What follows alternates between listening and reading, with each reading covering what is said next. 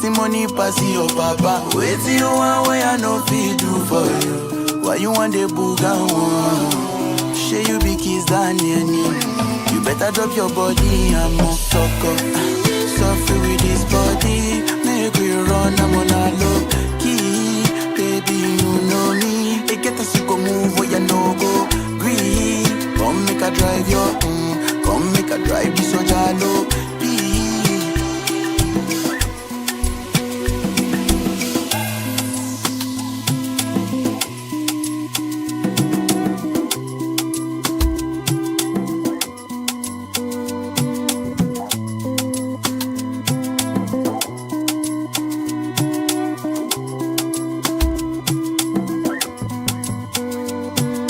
Across the World Wide Web, on your mobile devices, on social media platforms, this is Jambo Radio! www.jamboradio.co.uk.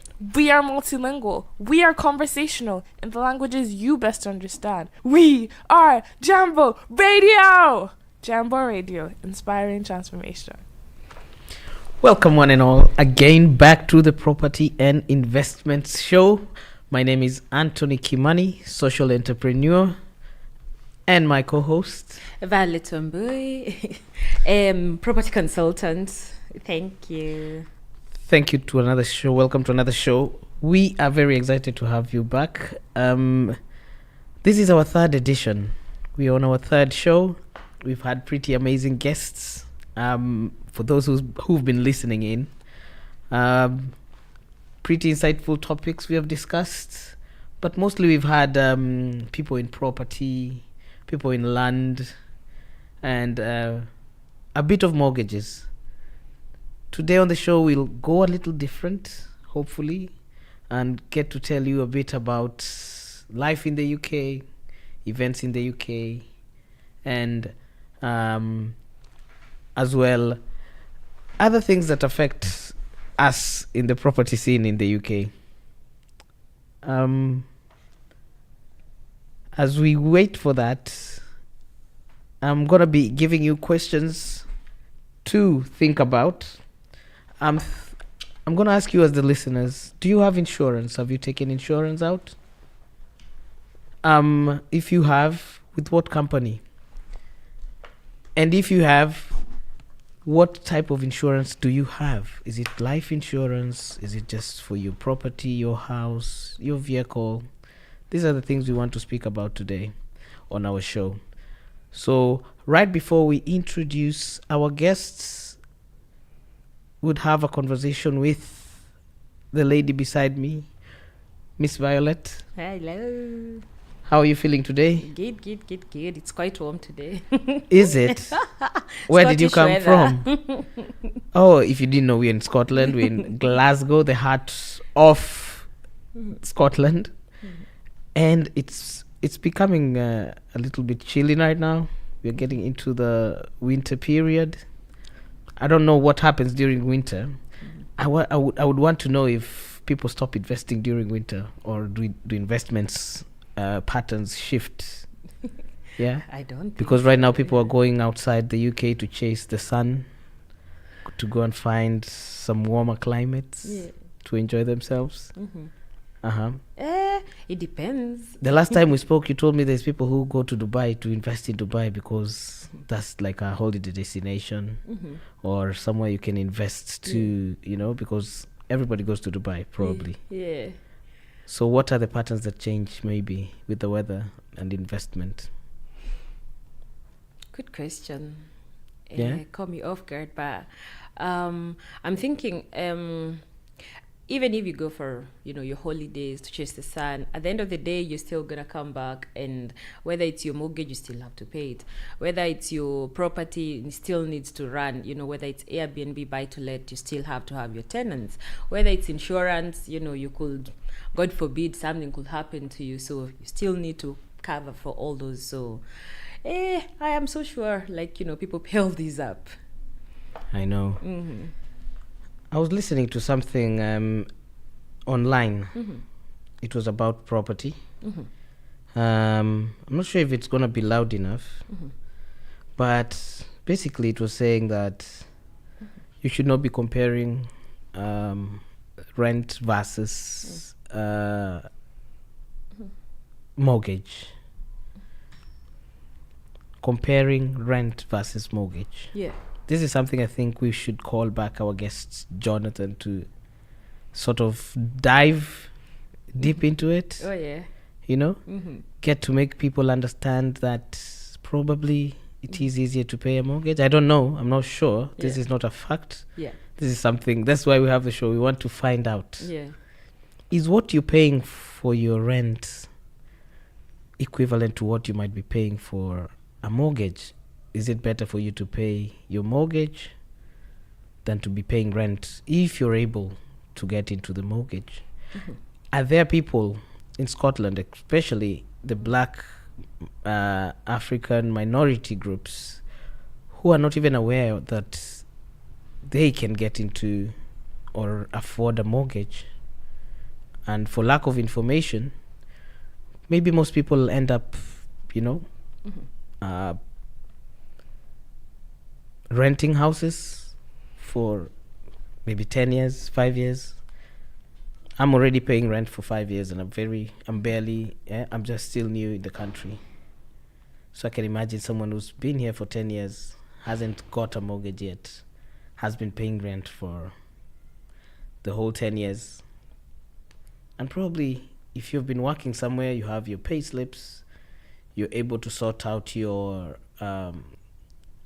credit score, you're able to sort out all your bills, and you can prove that you have an income, you may be able to get a mortgage and start paying for your own property.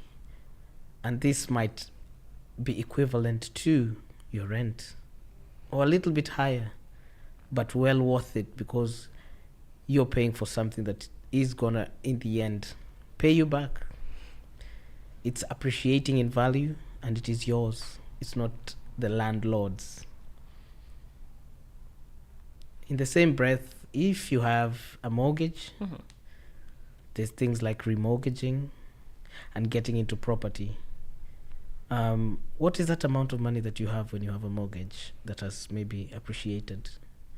There's an amount of money, it's called what? Your equity, is it? So usually you take your equity and reinvest it to get another property and probably get into now Airbnb, rent to rent, and other forms of property business. To answer your first question, rent versus mortgage depends with everybody's preference, but mortgage definitely, like at the end of the day, the property is going to be yours. It depends on what strategy you use to first, buy the property. So if you bought the property at maybe like when it was, kind of run down and you renovated it and you added value to it, then, and the value added maybe from, say, hypothetically speaking, you bought a property at 70 grand, did renovations with 10 grand, and then the value of that property, increased by like, maybe like another 10 grand. Yeah. So immediately, you've added value to that property. So even if whatever strategy you choose to use, whether you want to, sell it immediately or you want to remortgage it, at the end of the day, it's still much better to, what is it called? To do a mortgage than rent. So, yeah. And how easy is it, or how do you think? I think you've done this in your experience. How easy is it though to get into it? And if it was yourself and your opinion, would you rather pay mortgage or would you rather do a mortgage or keep on paying rent? Mortgage. At the end of the day, it's an inheritance for my children. Okay.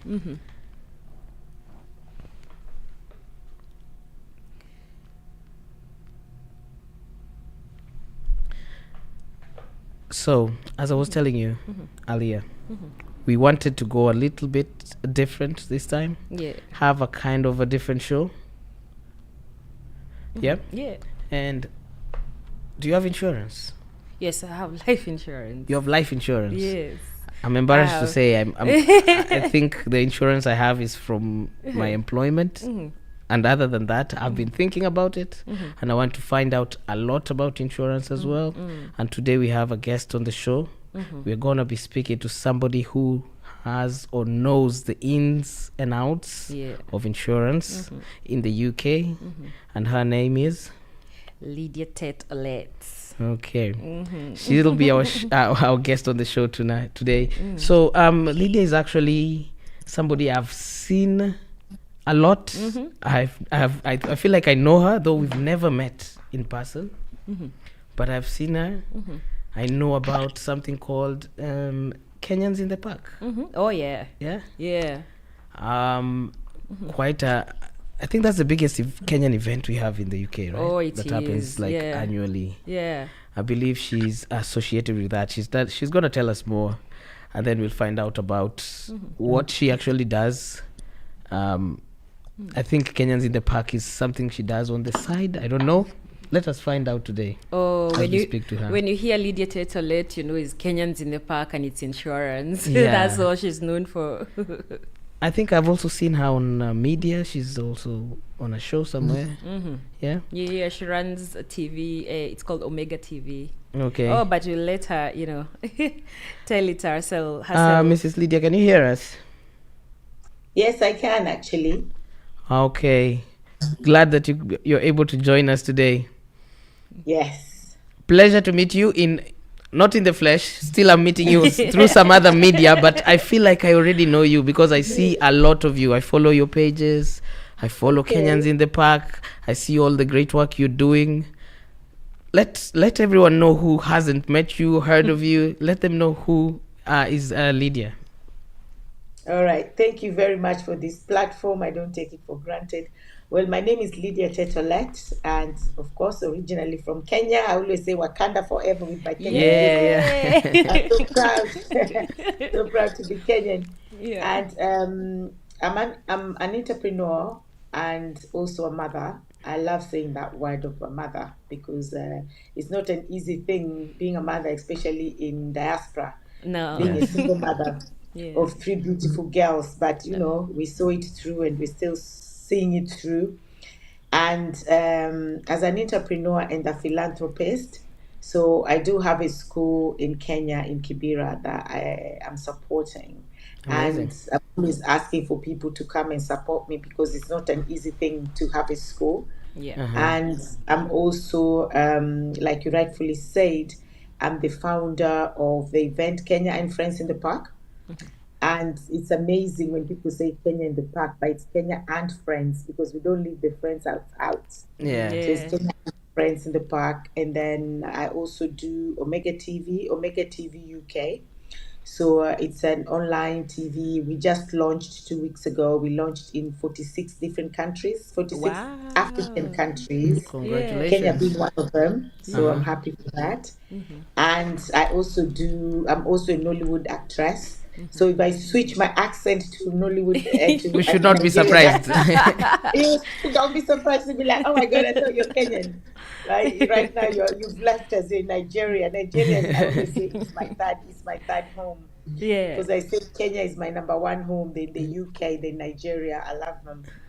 And then I'm also an MC. I host events, and I'm also into insurance, which is my main one. Yeah. And for me, I always say that I look for problems and then I find solutions for them, and then I ask God to help me execute it. So before I ventured into insurance, it was all these things that people pass on, and then some of them want to be repatriated, some of them want to be buried here, and there's no funds for that. Whether you want to be repatriated or you want to be buried here, there's no funds for that. And then being a Kenyan community that we are always Harambee people, Exactly. it's just slightly better for us as Kenyans because we are Harambee people. Other communities are not. Nigerians are not. They, sometimes when I say we are collecting money, they're like, for the dead person, how is that? I say because we are Harambee community. But as much as we are Harambee community, it's still so stressful because people are pushed in giving in duress, like, you have to give, the money's not enough, they still need this money, they still need this amount. And if the amount is not enough, somebody ends up taking a loan or borrowing money from somewhere to bury somebody.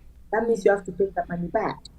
And it's so stressful because sometimes the money is not even enough for repatriation. So the person has to be buried here, even though that was against their wish. But if you didn't leave money, how are we going to take your body back home? Yeah. So it was kind of really difficult. And then with other communities that are not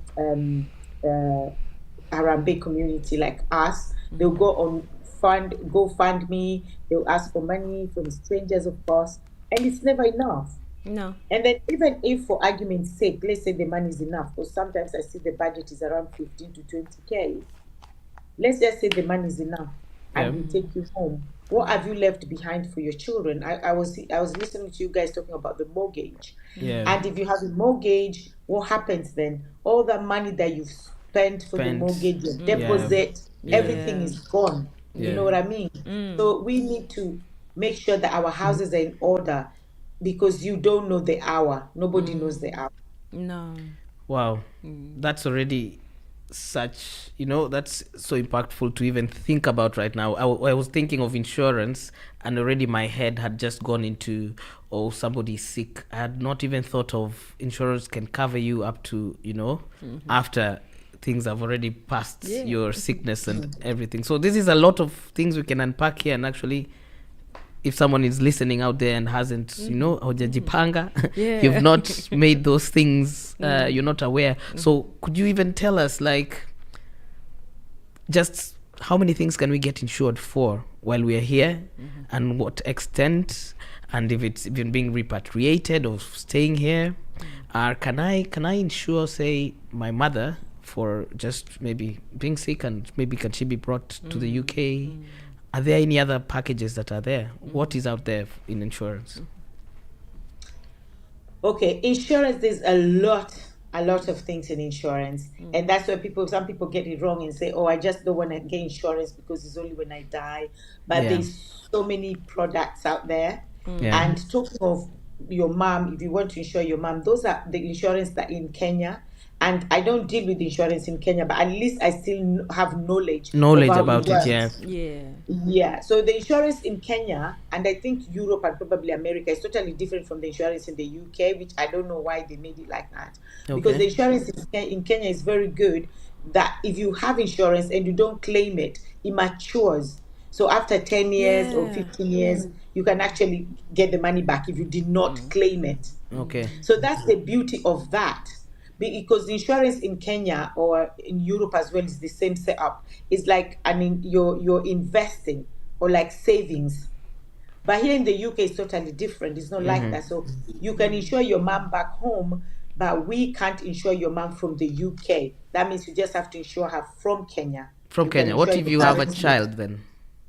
No, if you have a child and your child is, provided it's a biological child, even if it's not your biological child, probably you're married, or you've adopted the child, you can cover them even if they're in Kenya, provided they're your children. Because because it's your child, but not your parents. I see. All right. You can also insure your spouse, whether they're here with you or not. You can insure your spouse because they're your spouse and you're legally married, not just Kenya, Come we stay. I have stayed with this man for like 5 years. You have to. I saw a couple who were married for 37 years, and when the man died, they didn't have. They were not legally married according to the UK law, so they refused to give the wife the payout, but they gave the son, the first son, who squandered. There were 7 children. You just don't want to know. Oh no. So I think it's very important for us to put our houses in order. Even if you take insurance, make sure that your insurance is on trust, and your insurance you have a beneficiary, that if you passed on today, your money is not just going to be squandered, or your money is not going to be misused because you're not there to give directions of where you want your money to be. So before you when you take insurance, there's something called trust. So you must put your insurance in trust. And if you put it in trust, that avoids the 10% tax. So when the time comes, you're not going to pay the 10, your family, because you're gone. So your family is not going to pay the 10% tax, and also is not going to pass through the probate, through your estate. Yeah. Because if you don't put it in trust, then it's open for scrutining. Anybody can scrutinize it, bring it out, say, oh, your estate is owing this, your percentage of tax is this. So before your family, let's say you've insured yourself for 1 million. Yeah. Let's say, for argument's sake, before your family gets the money, probably it's 200,000, because if it goes through probate, then Yeah. all your debts have to be paid for. Yeah. So that is why you have to put it in trust, because once it's in trust, the people that you've chosen as your beneficiaries, nobody can argue with that, and they cannot go through probate. So those are the things that we make so much mistakes. A lot of people have insurance out there, but the insurance is not even in trust. They don't even have a beneficiary. So what happens if you pass on? Who gets the money? Where does the money go to? So when you're saying that in trust, is it like another step that they need to take? You know you have insurance, then what does it actually mean when you're saying putting it in I've heard even in houses and property, people saying you need to make a trust, put your property into the trust so that this and this doesn't happen. But what does it actually, entail It's to do that? Security. Trust is about security. So you know that whatever I have, if you have a property, they say put your property in trust. Your property is secured. And the thing is, like, let's say you have 3 children. I have 3 girls. In fact, I have 4 children. So if, God forbid, I have properties and I passed on, one of my children can decide they want to sell. So your property is not secure. It's not secure. So anybody can do whatever they want with it. But if it's in trust, you've actually given instructions exactly what you want to be done with this property, this and this and this. Okay. So, and then also it secures you from the taxes. Because we have something called inheritance tax. In this country, 40%. Yeah, 40% inheritance tax. If you have property more than 320, that's the threshold. So if your property is more than 320, which is the threshold, you are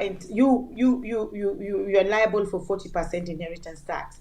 So if your property is in trust, it's safe, and that is security 100%. Not even your child can decide, oh, I want to sell. Because sometimes you have children. One of them is this way, one of them is this way. If something happens, this one wants their money right now. This one, no, let's leave it, let it mature. So if you didn't give instructions, nobody's there to say anything. They can actually do. So trust is more of a security. Got you. I remember I see Tony is a bit confused when it comes to insurance and all that, and I guess it's because it's kind of like a lot of people don't know about it. Yeah. But like I have 2 children, right? Yeah. So one is in Kenya and one is here, right? So when I took life insurance, I pay like maybe say 40-50 pounds a month, right? Okay. But then it means in case I die, like my children have a payout of almost 400,000. And pounds. Yes, pounds. Okay. So it means if I die, then my funeral is covered for.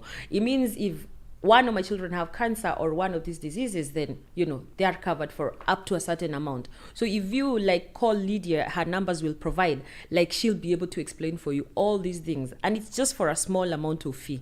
The way here by law we are required, you must have car insurance. I think they should make life insurance a must. Yeah. Yeah. But the reason why they will not make it a must, because it's for generational purposes. So because we as a Black community, and I'm not just talking about Kenya, I'm talking about Black, which means whether you're from Caribbean, it doesn't matter, because we all have the same mindset. We've all been put in this box, and we always talk about generational curses. As Black people, we like to talk about generational curses. Oh, this is cursed, this one was cursed, this one was... But we don't talk about generational wealth. Yeah. So we leave the generational wealth for other community. You see, if you meet a Caucasian, they always tell you, my nan left me this, my nan left me this, my mom left me this. But for us, we are black taxes. They use us as black tax. But what did you give? Exactly. You're always black tax. You're used as a black tax as a Black community. But in a Caucasian community, you hear every child. They'll tell you, my nan left me, my grandma left me, this left me. They don't leave anything for us. They want us to give. They don't pass. They don't pass anything on. So somebody said that they don't invest downwards. Yeah. In a black community, they invest upwards. It's just give your parents, give your grandma, give the community, give. But you're That's not true. giving it to your children. So you're not investing downwards. You're only Yeah. investing. You're not even upwards. This is setting them up for the.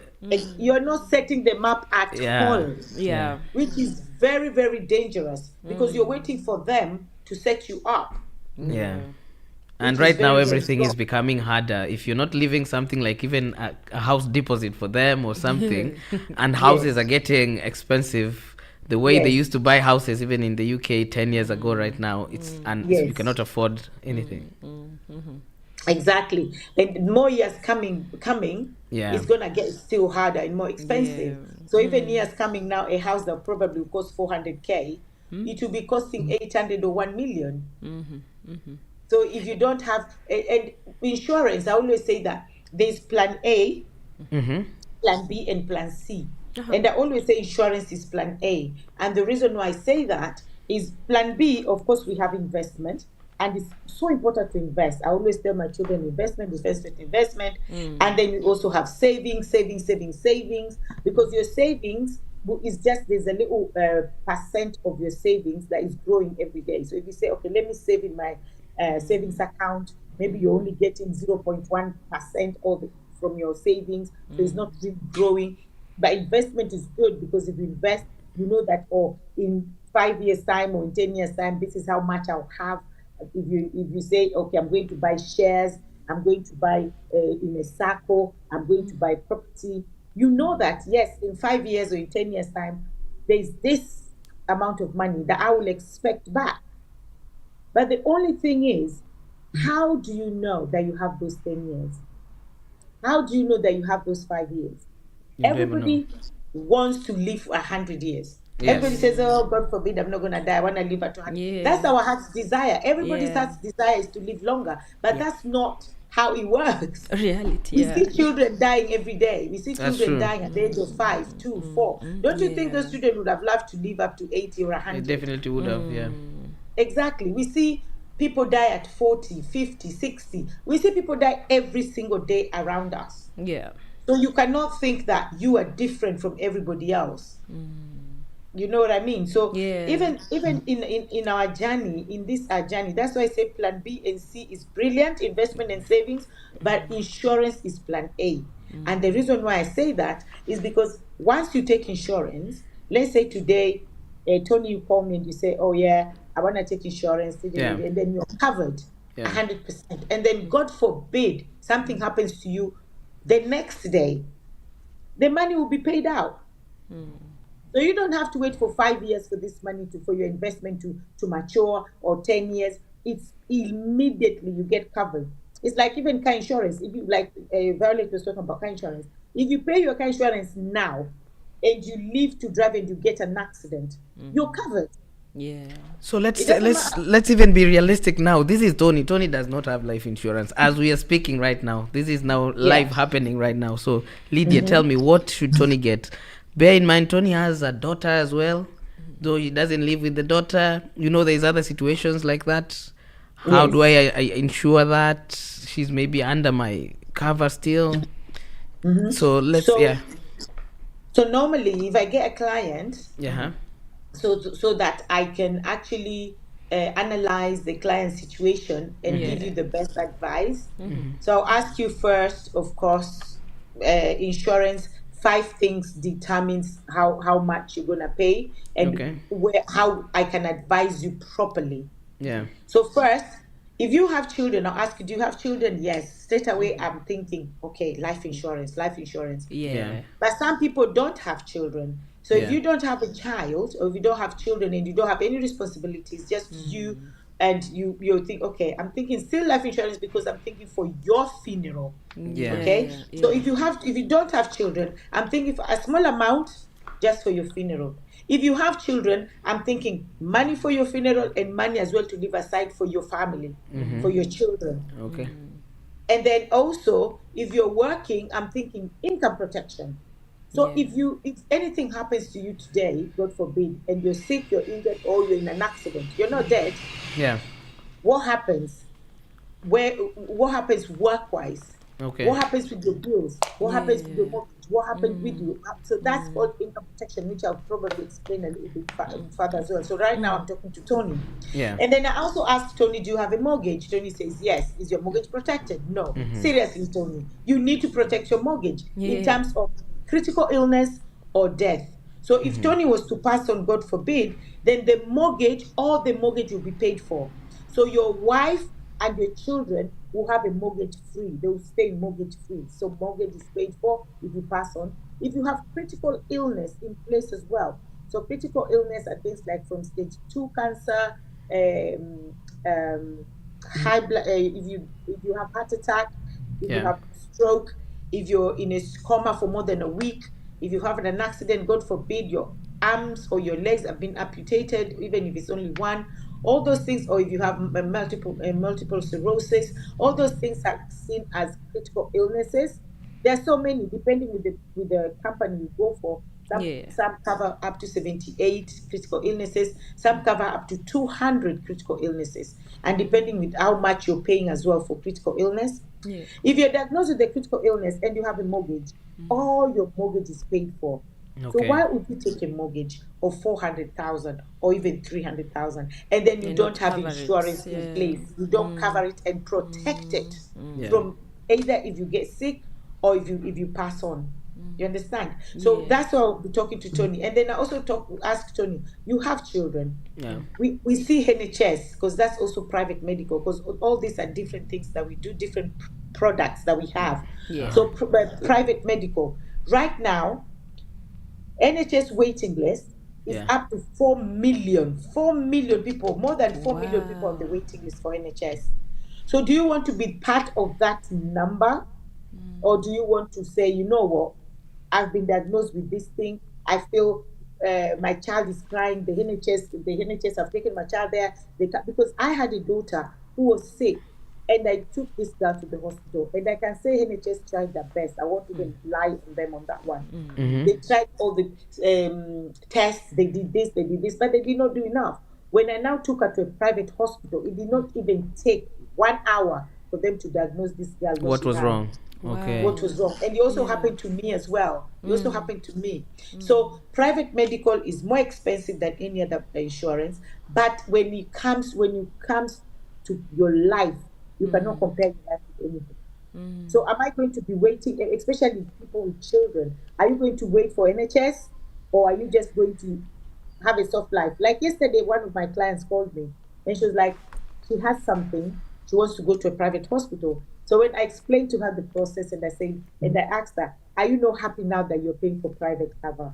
Because if you're not paying for private, you'll be waiting for that. Because she told me that NHS gave her 8 weeks waiting. So I was like, if you didn't have insurance private, you'll be waiting for 8 weeks. Or maybe you'll be fed up of waiting and say, you know what, I'm still going for private. You need to go pay myself. That would be so much money that probably you don't have, because that is money you're paying upfront. £600, £400. Probably you don't have that money. No. So paying life insurance is for private medical. So we have private medical, we have critical illness, we have income protection, we have mortgage protection, we have life cover. So we have so many other products Lydia, to choose from. Sorry to bother you, Lydia, but so when you take life insurance, it means you get private cover as well, like for private hospital. Oh, it also, depends that's different, Yeah. So all these are different products. So I see. There's different products. So somebody can say, I want one product according to affordability, or I want all products. Personally, I'll say this, and I'm saying this because I do insurance, so I know the importance. I have all the products. My children have all the products.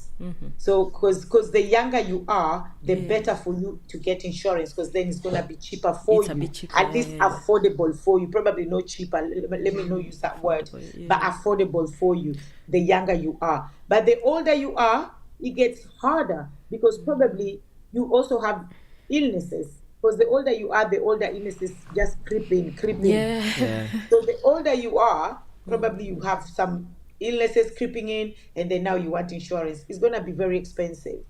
So there's five ways of how we look and we'll say how much you're paying. Because sometimes somebody, Violet maybe will come and say, oh, but why is Tony paying £30 and I'm paying £50? It's because your situations are different. Yeah. Okay. It's not the same. Nobody can pay the same insurance unless you are twins and your health is the same Yeah. and you're taking the same thing. So what we look at first is the age.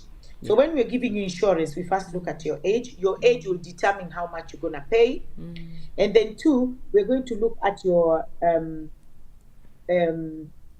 health status.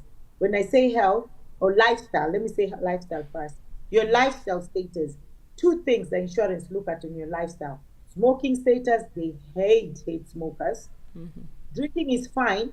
Drinking, they've given you up to a limit. So drinking is fine. Nobody has ever gotten to that limit unless you're properly alcoholic. Yeah. So smoking, your lifestyle is smoking, and your BMI. If your BMI is high and you're also smoking, insurance hates that. But you still get insured. So also those two, so age, lifestyle, and the And third smokers. one is so your the lifestyle is on smoking and your BMI, that's lifestyle, and your age. And then number 3 is medication, medical situation. So if you have any existing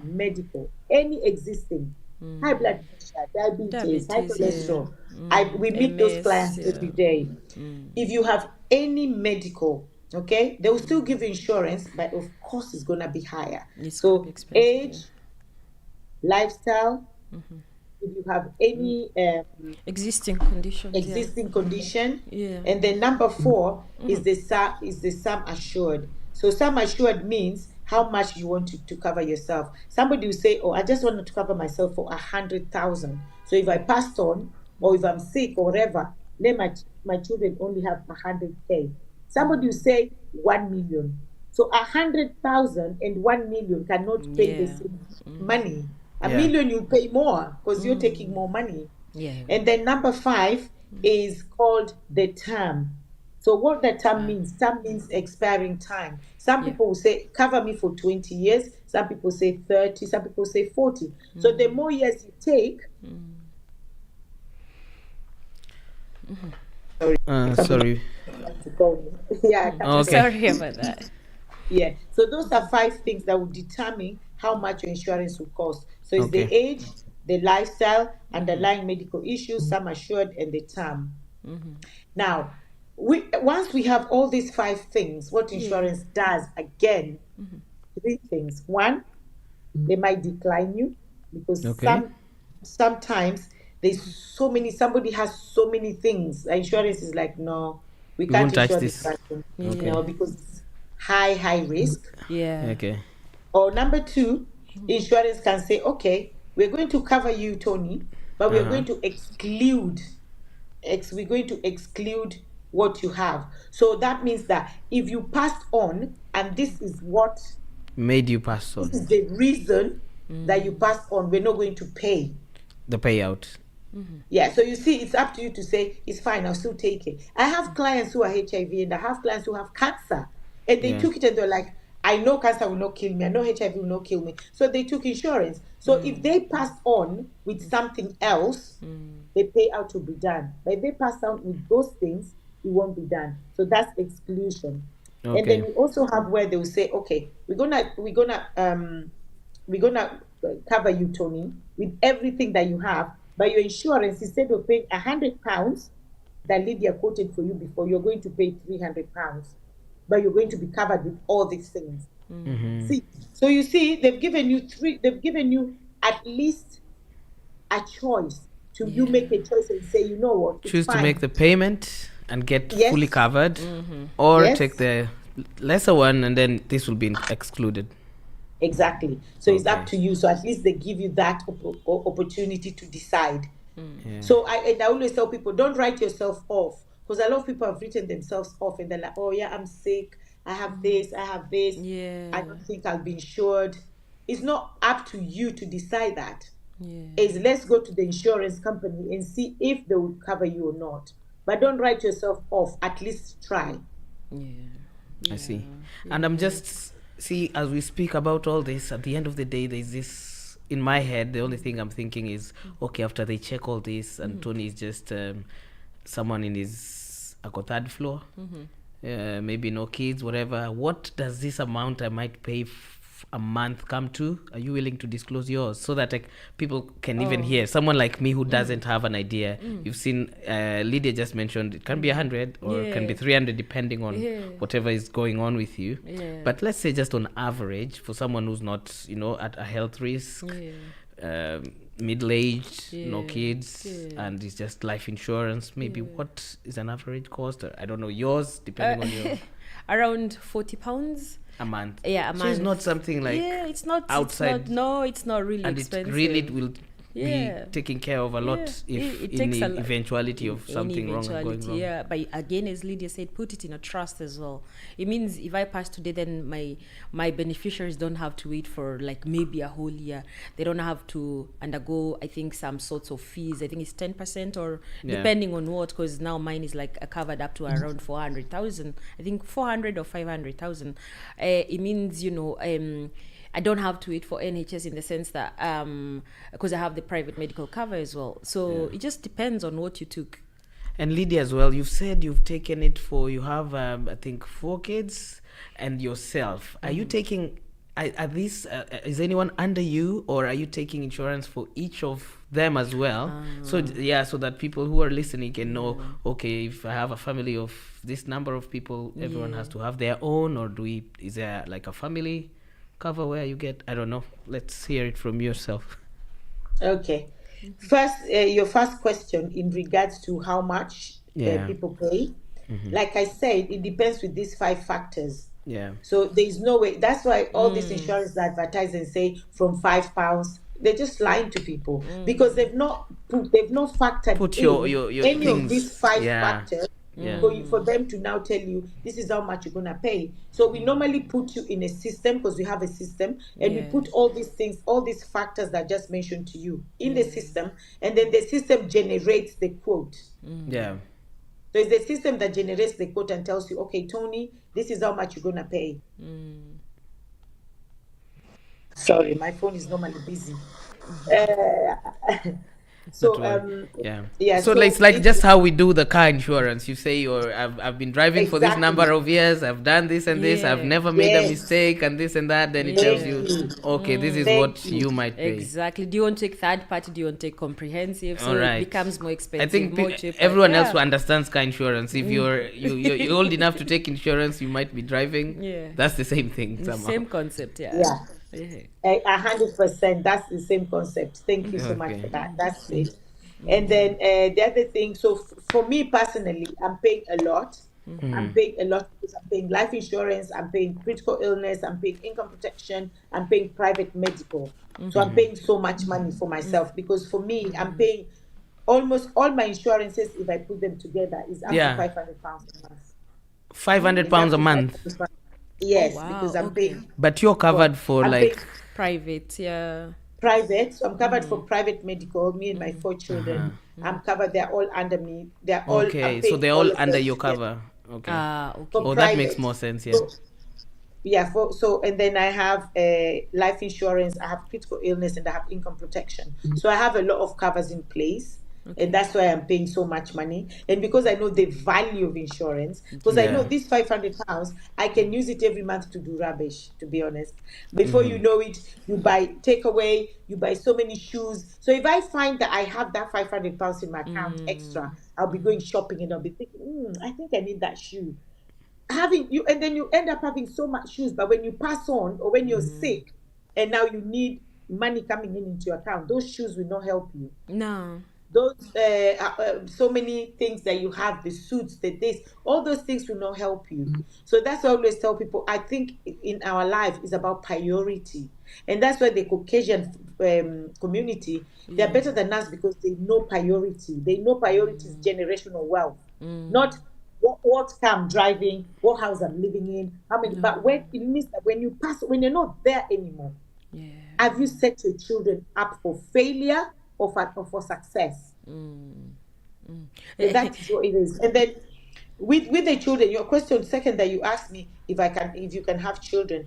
you can only have your children up to the age of 23 years Okay. and under in full-time education. So if they're more than 23 years, they come out of your Of your cover. Covers. they come out of the insurance of your cover, and they have to take cover of themselves. Yeah. But because my daughter, my second daughter, she's only 21, but she has her own cover anyway. Because the younger you are, the cheaper The it is cheaper. for you. Yeah. Yeah, so my 21-year-old, she's covered herself. She came out and she's covered herself, so she's paying for her own insurance. The only thing that she's still under me is the private medical, but she has her own life insurance, she has her own income protection, she has her own critical illness. And how young do they? How young would you advise if you're telling someone like what your daughter has done? How young is it good for them to start on their own and to take their own insurance for different kinds of stuff? As soon From as they can 18. work, or from 18? Yeah, from 18. If they're from 18 years and they want to take insurance, they can. Okay, Yeah. that's Okay. amazing. I think at this rate, I need to call you and then we revisit my life insurance. Yeah, I'm All also that, feeling like yeah. I will now need Yeah. mine scrutinized to the letter to know that this is what I can Yeah. afford, this is what is good to take. Also, I think Yeah. you can take something according to what you're able to do right now. Yeah. Yeah. Because maybe you're even what about people who are self-employed? So how does income protection insurance come into that or play into that? In fact, they are in more risk than anybody else, because Yeah. self-employed means that when you're not working, no money is coming in. Exactly. Yeah. So people who are self-employed, they're more prone to suffering out there than people who are employed. Because some people who are employed, at least they have they have the salary plan for sick pay plan for, probably some people have 4 weeks, some people have 1 week. If you're working for the government as civil servant, people who are working for the government have up to 26 weeks full pay Yeah. and 26 weeks half pay. So, but if you're self-employed, nobody will pay you even 1 week. So those ones are the one that we encourage the most. Take income protection. Protect your income, protect your income, protect your income. So like Tony is a hustler. He's on radio today. Tomorrow he's selling the brand he's wearing. The other day he's trying to do coffee, and nothing is yet set in stone. Could you take us through how would someone like myself, someone doing maybe handiwork jobs, how would their income protection insurance be looking like, and what are the things that you will look at for them to get the cover? Okay. So if somebody is self-employed, we just ask you, what do you normally declare for HMRC? Yeah. Yeah. So it's what you declare, that is what we are going to cover. Yeah. So if you declare, because when you want to claim your income protection, they're going to ask you for proof of your income. So if you tell me that what you declare in HMRC is 20K annually, then that's what we're going to cover. If it's 100K annually, that's what we're going to cover. But make sure that is what you're actually getting. Because with income protection, it goes up. With self-employment, it goes up and down. Maybe this year you manage to get, like, if you're hustling today, you sell the brand, maybe they paid you £100. Another day you sold the brand, they paid you 50. Another day you never sold it. So it depends with everything that you give the HMRC. Okay. That is what we're looking at. Okay. So if you protect your income protection, we pay you up to 70% of your annual income. We only pay you up to 70%, because if we've paid the full amount, you won't go back to work. Yeah. But they only pay you 70 to make your life a little bit better, and also to still encourage you that you should get better and go back to work. To keep hustling. But you see, some people will never go to work. Some people will either get, if you get an accident, if you get diagnosed with a critical illness, some people will never go back to work, because you never know. Some people will be sick for 1 day. Some people will never even be sick. I had a client, when I met my client, she was 78. She was even telling me the other day that she doesn't know what will kill her. And I was just laughing, because I'm died by accident. Because at 78, my client had never even taken Panadol. Oh, wow. She's never been sick, and she was 78. So when I gave her insurance, this woman was as healthy as it is, never been sick ever in her life. That's amazing. But she took life insurance. That's amazing, because I was like, wow, you. Yeah. So the other day I was talking to her, now she's 82, I think, 82. I gave her insurance some few years back. And she's like, Lydia, I don't know how I'm going to die. And I said, please stop thinking about it. Just let it come when it comes. Just stop thinking. You might just die in your sleep because you've never been sick, you know. Yeah. But you see, sometimes you might not be, she might be, I'm not talking about this particular client, but I'm saying that sometimes you might even be 50 or 60 or 70, you've never been sick. But one day, something goes wrong.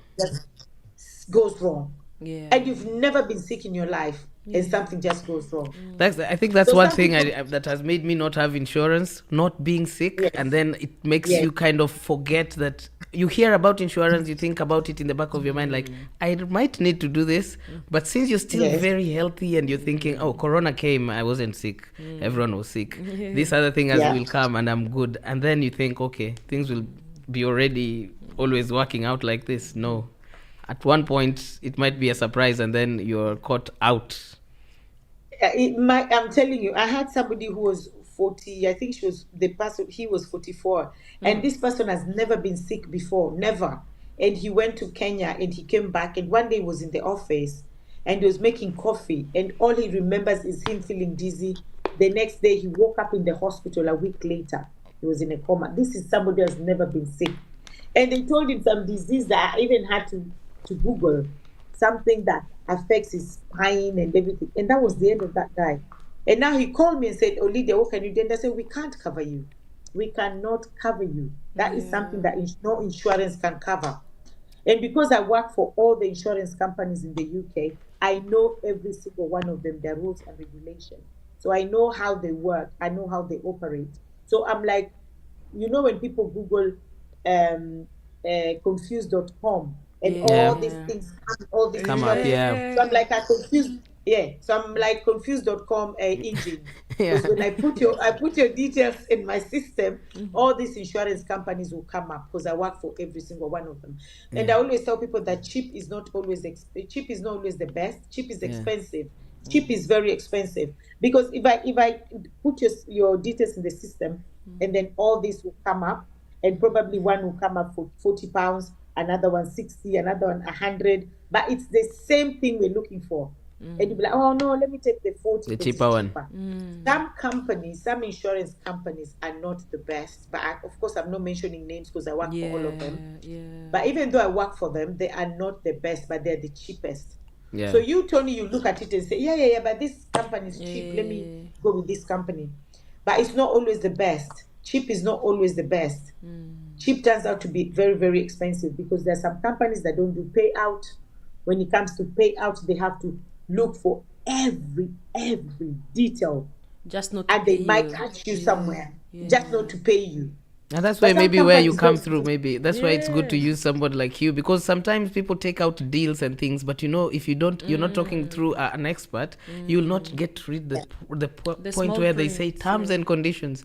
It is always in small print, and no one looks at the terms. Everyone just looks at this is cheaper, £40, and this one there is 100, so I'll take 40. And then you didn't read the terms and conditions. When something happens, they don't pay a certain thing, and they had already told you. There's a question Tony asked. See if you're self-employed and you get like a payout, and you say it's around 70%, sorry. Is that a one-off, or is it until you go back to work, or how does it work? Yes, until I think I started explaining that and I got distracted. It's until you go back to work, because like I was saying, that some people will get sick and they'll never go back to work. So they'll pay you until your retirement age. So when you're taking the income protection, they'll ask you what's your retirement age. So but right now, retirement age is 67 or 68 for men, or 67 for women. But somebody might say, I want to retire at the age of 60, or somebody might say, I want to retire at the age of 70. So the more years you take as well for retirement determines how much you'll be paying every month. Because if somebody say, I want to retire at 60, another one at 70, the person who wants to retire at 70 will pay more money than the person who's retiring at 60. So if you're to get sick, Like I was saying, some people get sick forever, some people get sick for 2 days or 1 week. Yeah. But if you get sick, let's just say for argument's sake, you had an accident and you never work again. We will pay you until your retirement age. So if your retirement age was 70, insurance will pay you until you're at the age of 70. They'll pay you this 70% of your annual income until you're 70 years old. Wow. I have another one that I think I heard of from a friend. So I'm not sure if what happened, but I just want to know then if it's covered. Someone, them and the wife went to Kenya while she was heavy, and then something happened, and the kid was or had to be prematurely born in Kenya.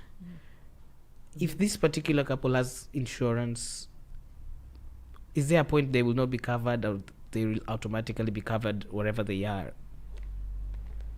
Because for that case, I heard that they didn't have, they ended up not having cover, and they were in Kenya, but they are supposed to like have cover here or something.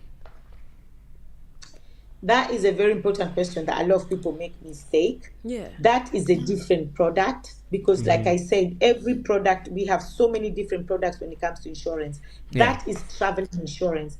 And a lot of people travel without traveling insurance. A lot. Because we And think we're traveling insured normally.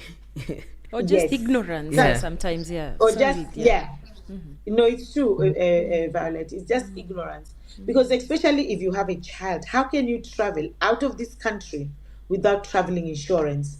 And anything can happen to you when you're outside, anything can happen to your child when you're outside. And that's the thing about insurance, and that's the more reason insurance don't pay. I've seen people when insurance have refused to pay. I've seen one girl even died in Scotland actually, and she had a 16-year-old child, and they refused to pay. And the brother was so angry, he was like, I'm going to sue. And I'm like, how are you going to sue? Your sister lied.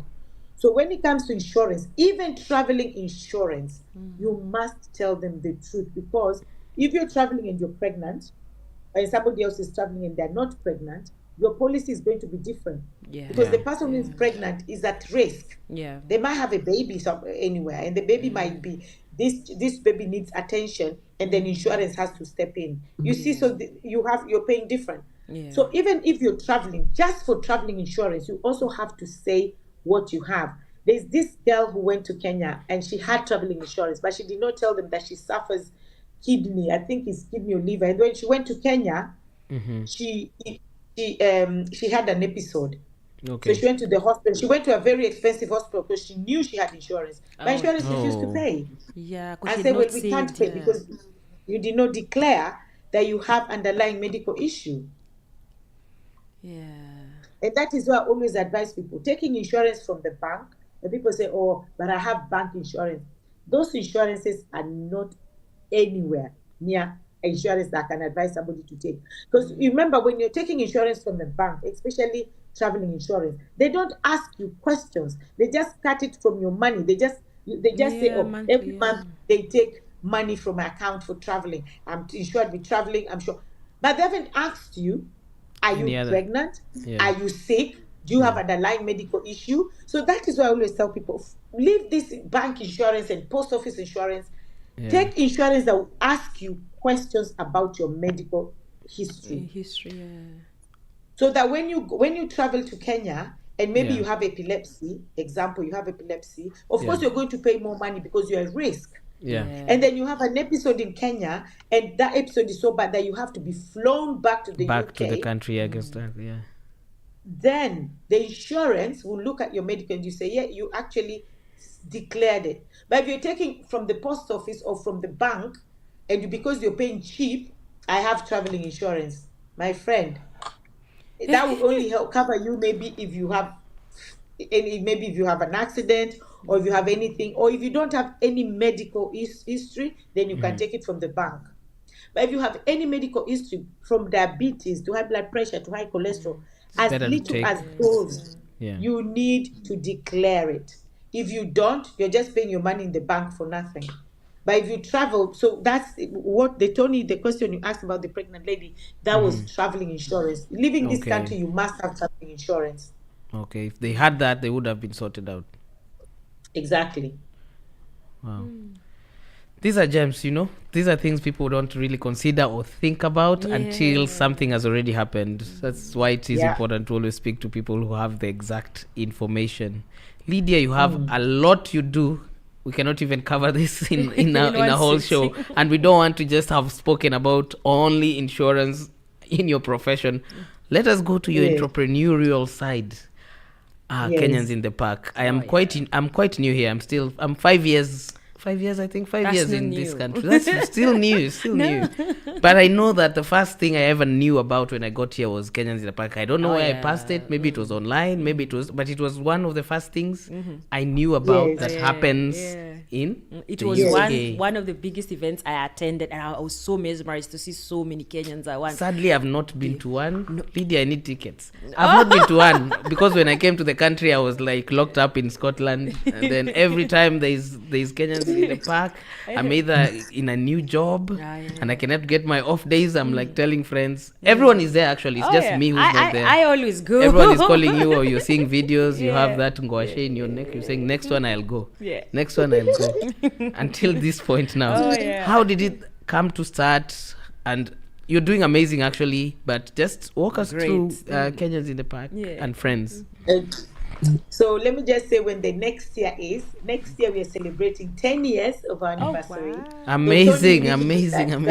Wow. They need to put that down. So next year on the 23rd and 24th, we've actually put it in August, 23rd and 24th. The only reason we put it on August on the bank holiday, so is to because we want to extend it, because we're only doing once, is only 10 years, and then after that 2026 we go back to end of July, because it's normally an end of July affair. But only next year we're doing 23rd and 24th of August. So put that down so you don't go to work. Definitely. So that's it. But Kenya in the Park started, it was initiated first 2015. That's when the first one happened. And why it was birthed, and that's why it is the way it is, that's why it's getting bigger and better every day, is because it's the original Kenya and Friends in the Park. And also where it originated, there's a story behind it. And for me, it was just the fact that there's this event called Ghana in the Park. So it's Ghana in the Park, and I used to dance there because I'm also a dancer. What don't you do? What don't you do? I'm relaxing on that one. So we used to go there all the time and do workshops. And then there was all these things, like I said, I always look for problems, find a solution, and ask God to help me execute it. There was all these things happening in our own community, as Kenyan community. And there's a lady who committed suicide, and she was only 26 at that time. And I was thinking, wow. She said she left a note behind that said she committed suicide because she was lonely. And I was like, Jesus, how can you just commit suicide because you're lonely? You know, that was my thought. And I'm like, we are so many Kenyans here, but a lot of us left Kenya when there was no mobile phones. You know, those days, mobile phones. There was no mobile phones. There was no, somebody just disappear. Mtu tu anauliza, haya, Lydia alienda wapi? Ati tunasikia alienda majuu. That is how you just disappear from your community in Kenya. So when you come here, and we all know that here is home away from home, there's loneliness, even though, yes, they treat us well, they've welcomed us, but it's still not enough. You still need that, my community, people, my people. You know, there's that sense. And you don't feel that sense of belonging, then you're lonely, you're this, and then back home, anytime you speak to them is money, and you're thinking, gee, I can't speak to this person because all they ask me is money. If I don't give them, they don't want to speak to me. So you're left alone. So it's just church. If you're a church person, you go to church. If you're a clubbing person, you go to club. If you're mosque, you go to your mosque, and then you come back home. You're not those people that you're meeting in church or mosque or clubbing. You don't bring them home with you. No, you still end up coming home by yourself. You know. So when the girl committed suicide, that was my number one thought. I need to do something for our Kenyan community as well. And of course, when I was going to Ghana in the Park, I saw the setup and everything, and I'm thinking, we can actually do this in Kenyan Friends in the Park, because I always say that there's nothing new under the sun.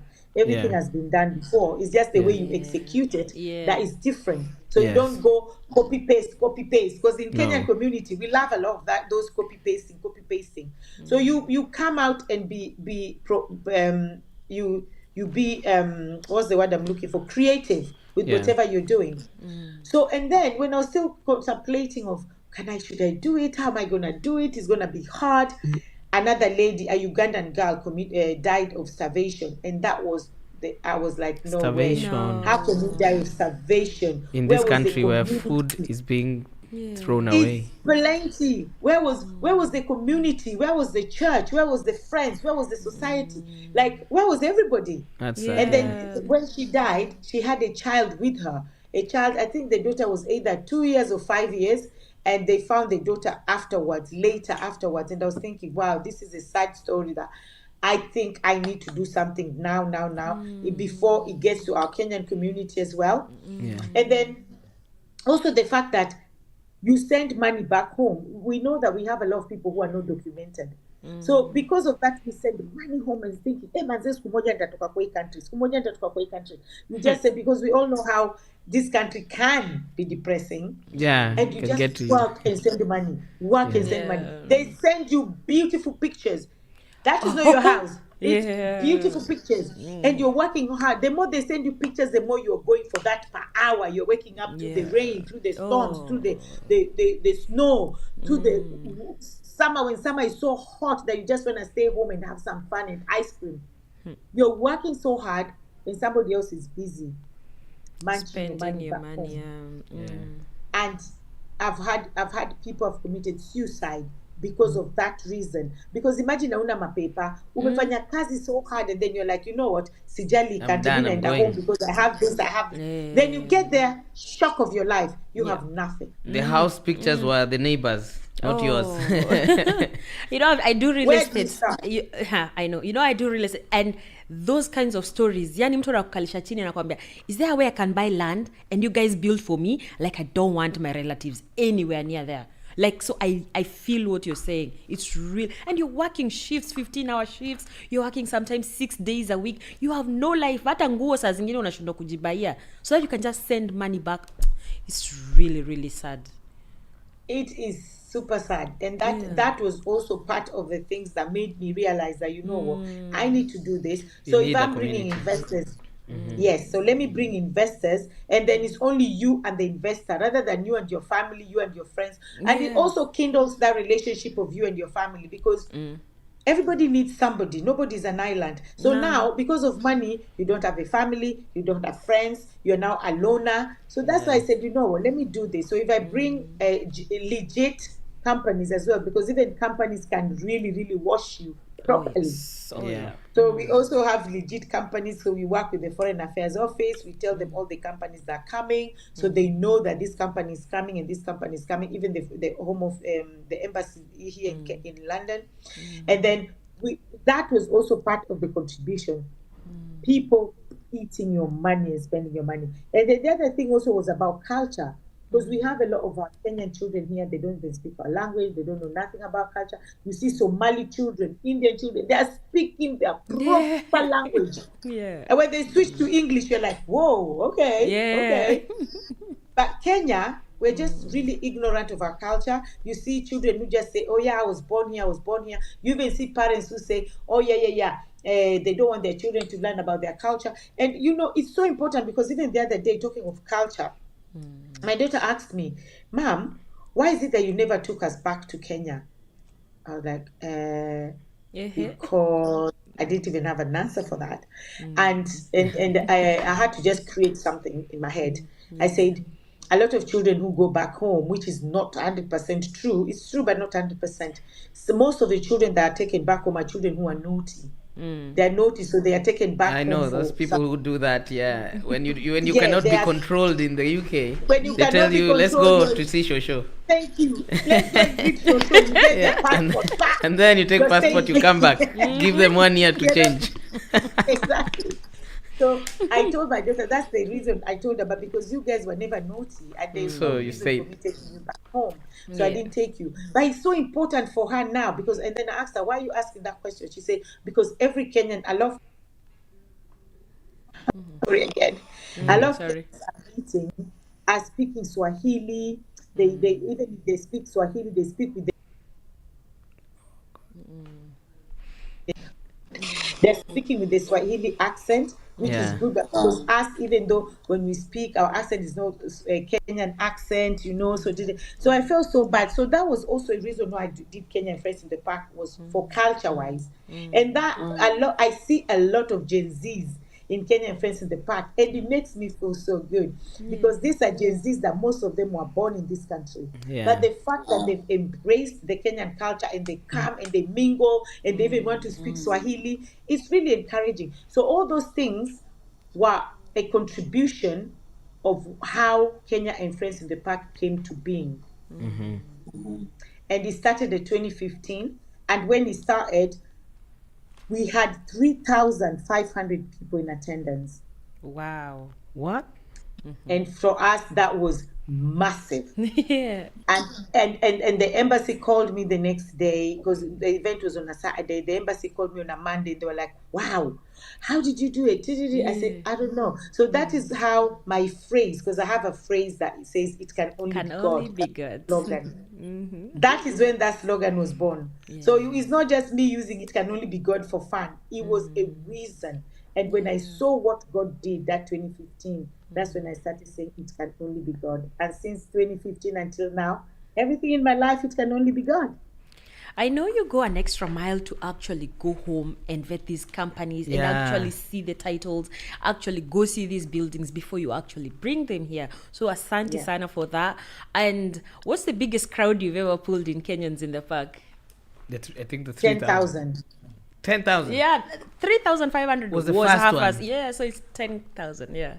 No, that was the beginning. 3,500 was the beginning. Yeah. And then 2019, just before COVID, we had 9,000. 2019, before COVID, we had 9,000. But this year, we had over 10,000 people that attended. What? This is a very big event. This is a big event. And how did you even see? How do you come from? Were you you at least you said you were going to the Ghana events and stuff, but now getting to a point where you're organizing such a huge event, did you like go back and learn about events, or how are you doing all this? I see you flying actually, as Violet says. I see you doing your homework, going back home, meeting all these companies, coming back here. You're always on point. Your social media, you're very in touch with it. Right now, I just saw the last thing was like, I saw you already telling us where the event will be held next year. I was like listening to it. I'm like, you're saying next year? You're already showing us the ground now. This is what I should be doing if I'm planning something. So how did you even get to learn and to do all this? And especially raising children. At the same time. Yes, at the same time. I think you see in life, we have talent, we have gift, and we have skills. We have those two things, talent, gift, and skills.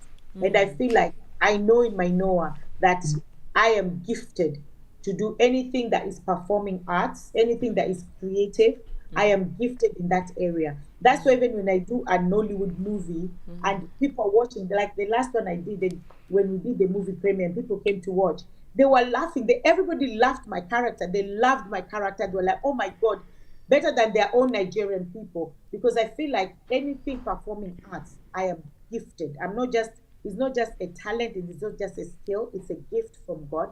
And I use it so well. And that's why I can just sit like this and look, and sometimes even my children or even people around me are like, "How did you think of that, Lydia?" I'm like, "Hey, you guys, let's do it like this, let's do it like this." So anything in performing arts, I'm very good at.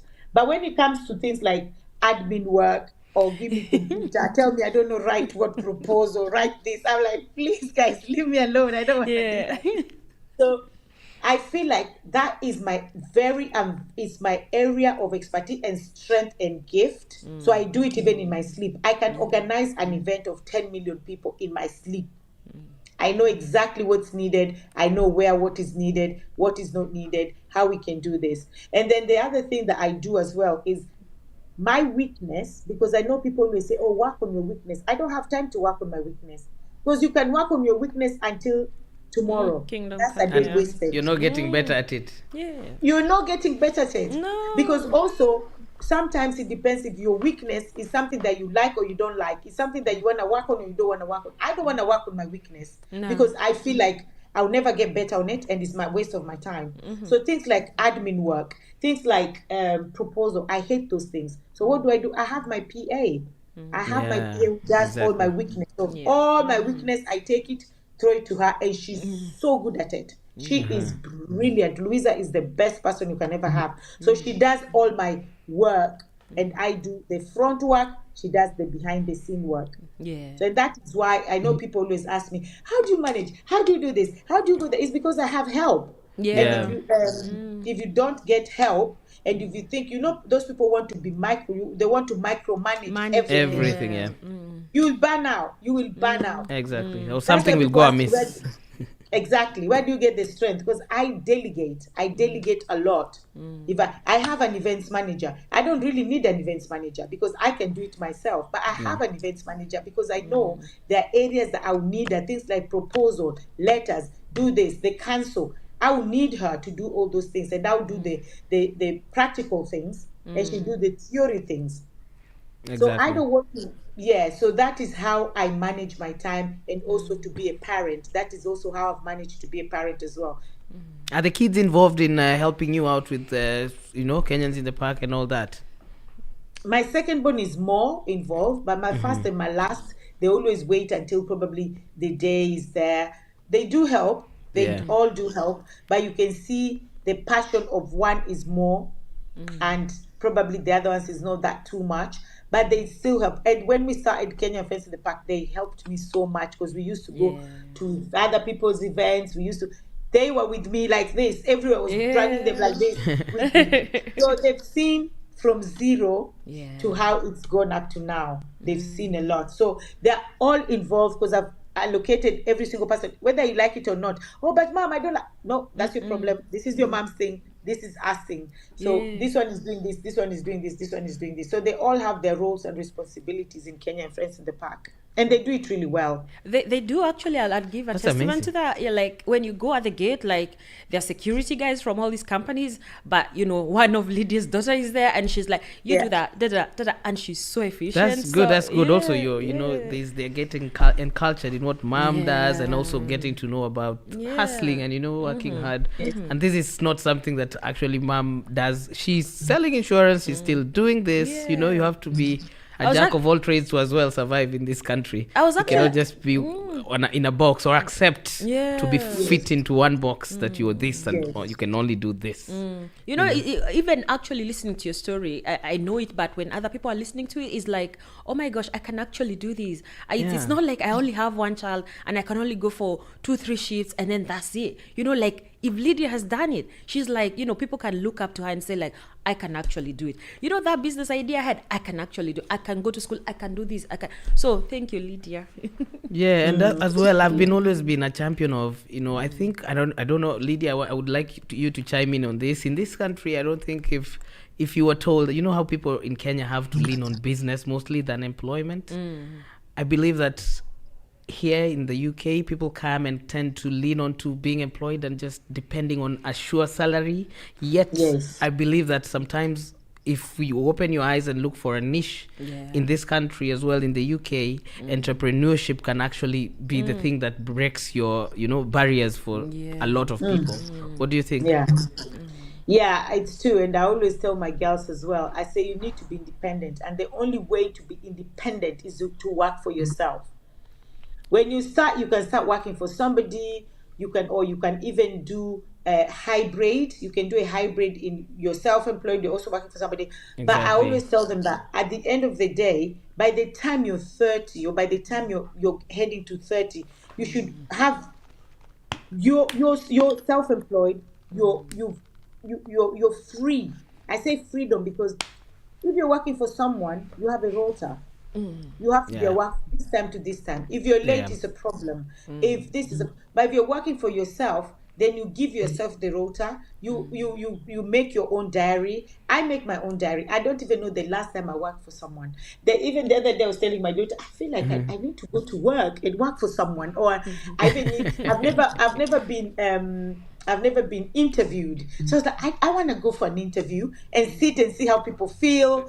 I've not done interview. I've never done an interview. I don't know. The last time I worked for someone was maybe 15 years ago, and I've always been just independent. So I travel when I want to, I do whatever I want. And I always tell my children, you see how your mom lives. So be independent. That is the goal. Yes, exactly. Yeah. That's the terminology of being independent. Because if you're independent, nobody will tell you you have to come to work at 9. And then they tell you, right, like now what is coming now, with the Labour is doing, which is perfect for me, because that is, they're trying to bring a family unit together. They're trying to show that unit of family. It's 4 days on, 4 days off. 4 days on, 4 days off work. Because Labour now has introduced that you work for only 4 days and then 4 days you're off. But if you're not earning enough in these 4 days, you You'll not be able to do that. Yeah, for 4 days off and 4 days on. Because even if you work for 7 days, you can actually still, not 7 days, but 6 days, you can actually still have time that you spend with your family. True. But if they give you 4 days off, what if you're not earning enough? What are you going to do? You will still look for another second job for the other 4 days and just be working different places. Exactly. They'll still look for another job. Yeah. But if you're self-employed, sometimes I work, sometimes I leave the office. Sometimes I leave the office at 10. Sometimes I leave the office at 11 p.m. Sometimes my daughters call me and say, Mommy, leave that office right now. I'm like, okay. And I'm packing, I'm coming. But sometimes I don't go to the office. Sometimes I go to the office wherever I want. So, because I'm just self-employed. And that's why I can travel and go to Kenya, stay there, go to wherever country I want to, because I'm independent. And that's why I always say, yes, it's good to have a stepping stone. A stepping stone can be working for somebody. But as you work for somebody, also learn how you can either do that business yourself or you can do another business. But I always tell people as well that when you're in an employment somewhere, give your 200%. Yeah. Because that's the only way that when you have your own business, you'll also give your 200% in your own business. Yeah. Tell us more about your charity, please. The school. Yes, I have a charity in Kenya, a Shama Splendid School. It's a school in Kibera. So the school was there when I started with them. And that was around 2017. The school was there already, but it was so bad that anytime I enter the class, I'll have anxiety because I'll be thinking, oh my God, what if this building collapse? What if this building collapse? And then I'm thinking, I'm only here for a few hours and this is my thought. What about a child who is there every day? Every single day, morning to evening every day. So I thought, you know what, we have to restructure this school. We have to build it again. And it's not been easy, even though it's from 2017. We've not finished. We managed to put a 2-story building. And that 2-story building, of course, it was so much money because it's just Kenya and Friends in the Park. It's just myself. But I do have a lot of people who are helping. There's no anybody. There's not a body like any NGO body or any charity body somewhere that is helping. No, it's just us individuals. So sometimes somebody will say, oh, Lydia, it's my birthday, but I want to give £200 to your charity. Or I want to give this amount. Or sometimes I do GoFundMe and I'm like, guys, please, I need help. That's the only way we build this. So for us to have built two stories, you can imagine how much money that was. You're into property, you know how much money that was. And then we still have to buy, especially when it was COVID time, because they used to have these desks. We all know these desks that we were sharing. You're sitting like, and then now we can't use those desks. So we had to buy single desks, individual and chairs. Oh, so it's a lot. And then we had to buy masks for them. And then so there's a lot of program within the school. So there's the infrastructure program. If somebody wants to help, we have feeding program, we have teachers program, we have all those things. I run a charity, so I understand all these things. There's school fees, there's period poverty, all these things. Sometimes kids even come to school just to have, just that one meal. So it's an amazing thing you're doing. So thank you. Asante. Kudos. We've been having every CEO we've hosted has something they're doing, and that it comes to show that we're also, to get to the top, you also need to be someone who's giving back to your surrounding, your society, and all of that. So what do we have planned now for Kenyans in the Park? I know you also involved. I actually wanted to ask you about that. I saw you were in Germany the other day with it's called Precinta. I know you also do other things. Maybe you're planning to have to expand to other countries. We don't know. Tell us what do we expect? Maybe she's our next prime minister. Yeah. Yeah. So next year we're just going bigger. We want to venture into other different African countries next year. All right. To bring them to have an event with us. That's amazing. So that is something that is in the pipeline, because we want to make it more of an African thing, but not just Africa, but maybe East Africa. We start with East Africa first. Yeah, so we just going to the 5 communities: Uganda, Tanzania, Rwanda, Burundi, Kenya, maybe Somaliland, maybe just those ones to extend a little bit, Somaliland, and probably Ethiopia, just that, Eritrea, just those countries. So we want to see how we can merge together for next year, just to make it more bigger and better. But the thing is, we're also thinking that if we go like that next year and we prosper, which I know definitely we will succeed, is it something that we're going to now do it every year from there? Yeah, or we're just going to say this was a one-off. Okay. You know, so depending with how the success will be, we'll decide whether it was a one-off or whether it's something that we're going to carry on.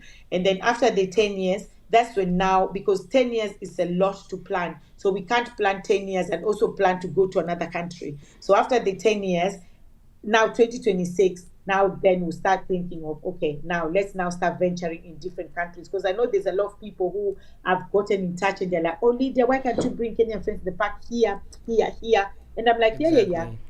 The right time. Because God always have God's timing. Because if you rush, then it might not be a success. Because for me, I believe, do something big or go home. Yeah. So if you can't do it big, there's no point of doing it.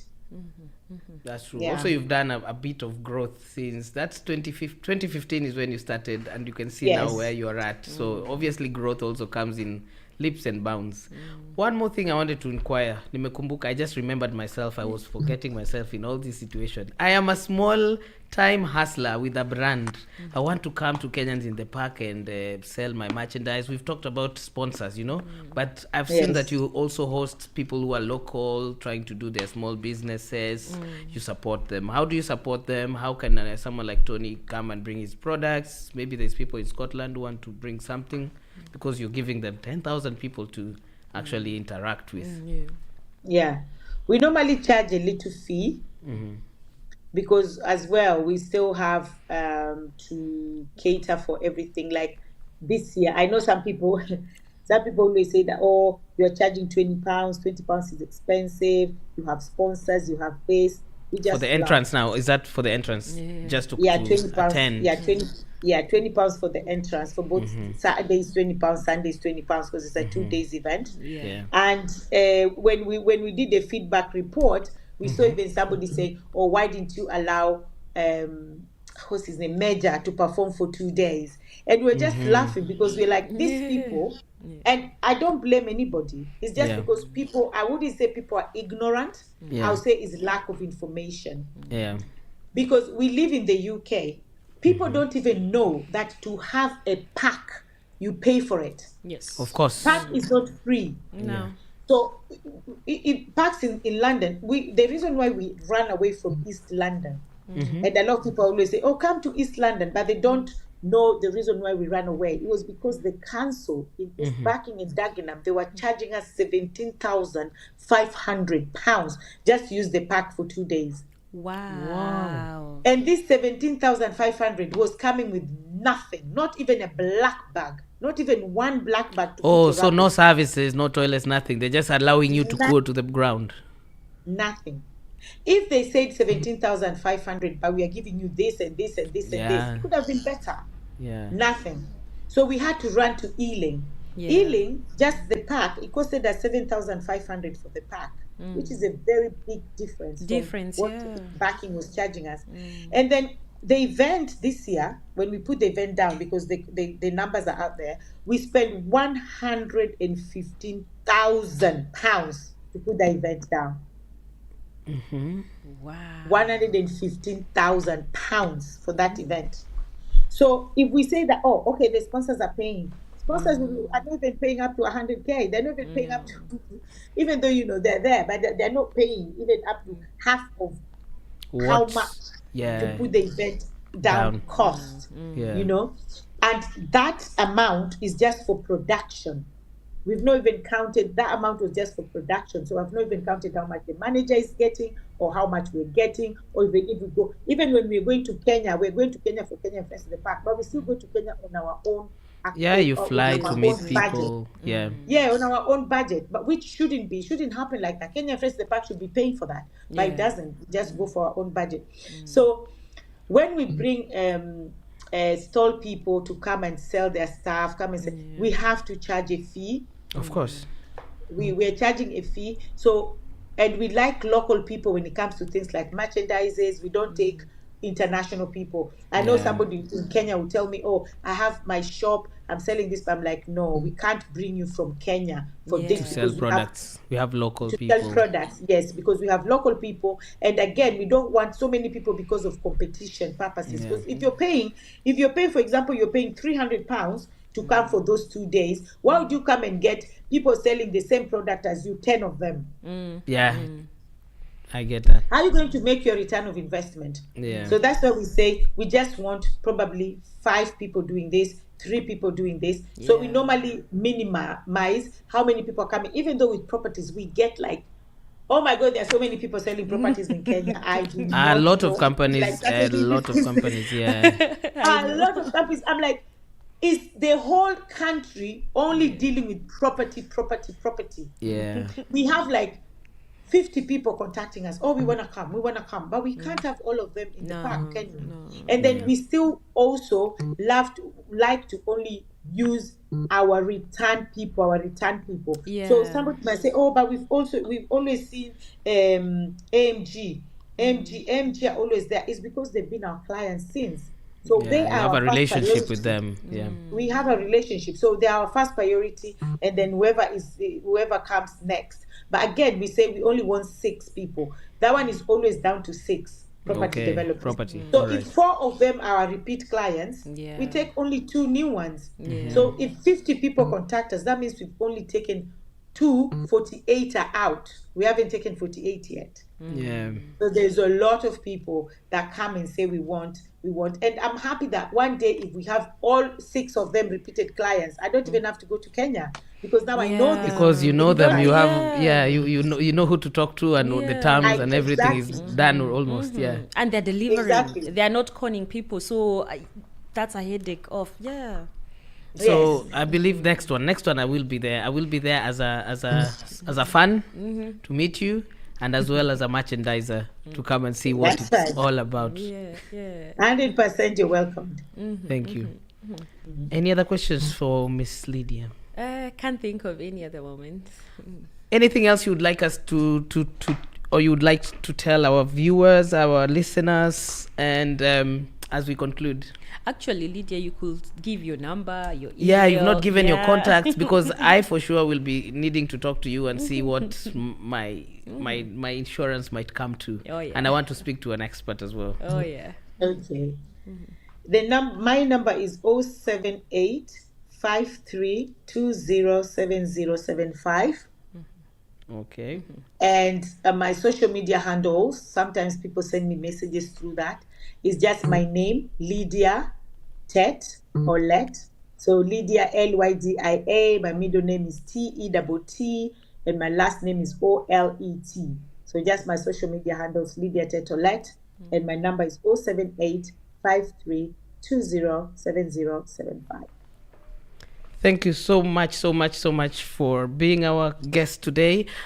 Just to finish up, tell us about you. You're also on media. You do a lot of things. You do a lot of things. You're also on media. Let our listeners know about what you do and what they will, maybe if they come onto that platform, what they're bound to get information. What is the show about? What do you do on that side? Okay, so I also have Omega TV UK. So in this TV, just like your studio, I guess, you have slots So we have slots of different topics. We have slots with different people as well. So my slot is every Wednesday, and I can do the whole day on Wednesday if I wanted to, but trust me, there's no Yeah. time for that. Yeah. So I always just do 2 hours on Wednesdays. And within those 2 hours, if you're coming to promote your business, of course, there's a charge because you Yeah. also have to pay for the studio and everything. But if you're coming to just talk about a topic that doesn't involve marketing or promotions, then of course we just talk about it. But my topic that I talk about the most is domestic violence, because me being a victim of domestic violence and me seeing a lot of women being in domestic violence, a lot, is a topic that really, really is close to my Close heart. to your heart, yeah. Because as I work with the youths, because domestic violence does not just affect the woman or the man, even though the percentage is women that go Yeah. through domestic violence, but we also have men who go through it. But it doesn't just affect the man or the woman; it affects the children the most. And That's people true. always say that I'm staying because of the children. The reason that you are staying, that reason of I'm staying because of the children, that reason that Yeah. you're staying is the reason that will destroy you. Yeah. I always tell women the reason that you're using to stay is the reason that will destroy you. It will destroy you the fact that it's destroyed your children. And once your children are destroyed, you are destroyed. Yeah. Because what are you living for? With your children are destroyed and you used your hands to destroy your children because you thought I'm staying for my children's sake. But you're destroying. So the reason you're using to stay is the reason that it will destroy you. That's true, because my charity does the same thing in the UK. And again, being a victim of domestic abuse, I see that the things that affected me was like, I'm traveled, I'm educated. Why did this happen to me? Like, you hear things like narcissism and you just think, these things are on textbook. But then you're like, there's a child involved. Like, the child is always crying. There's all these things. And the fact that we are in the UK, it's not like home where you're like, if I'm slapped, that's not something to take to the police. But in this country, there's so much help. You can go to the police, you can get your own housing, you can get your own visa. There's just lack of information. And people just tend to stay in there because they're scared. What do I do next? How do I support my children as a single parent? It's doable. So thank you so much. Yes, thank you. It's great to hear about that platform. And now you've said that you are in different countries, so you speak to guests internationally as well. Yes, so we are in 46 different countries in Africa. So when we are at the studio, all the 46 different countries can see what's going on. All right. And how do people join? Is it just live on YouTube as well, or Yes, in another? it's on YouTube, and also we broadcast, Okay. and we are on YouTube, and we are also on Facebook as well. And Great. we also broadcast, so you can still be in your TV in your house and just see, oh, that's the channel, Lydia is there, or Omega TV UK is there. Amazing. We are so humbled. We are thankful for you to take. Obviously, your time is like gold. Thank you for taking your time to come onto our show and tell us all about what you do. Yeah. We've been speaking to Lydia Tet Olette. She is a great insurance broker. She is an entrepreneur, philanthropist, A mother. mom, and a wife. Oh, yes. Thank you so much for having us today. We will be seeing you in the next edition of Kenyans Kenya and Friends in the Park. Yeah. 100%. Thank you so much. Thank you so much. Thank you. All right, thank you. All right. Okay, So, bye. bye. Bye. Amazing show. Oh, yeah. So many gems. I feel like every guest we are having, we are even needing to feel like we'll call them back Yeah. because there's a lot to unpack. Oh, yes. I've learned a lot about insurance today. I'm thinking Yeah. I've been joking around, Yeah. not having insurance. Oh, yeah. Time to call Lydia. You didn't tell me you even have insurance. So we might be even in one car and someone is safe and the other one, if something happens, Uh-oh. I will have to call everyone to come and Come and do Harambe and Changa for you. and then you're calling Harambe and you're in the UK. Do you know how many WhatsApp groups I'm in asking for me to changa in Kenya? Yeah. Mm-hmm. Do you get that happen to your number? Mm-hmm. Kenya, hakuna insurance? Or is it like not everyone?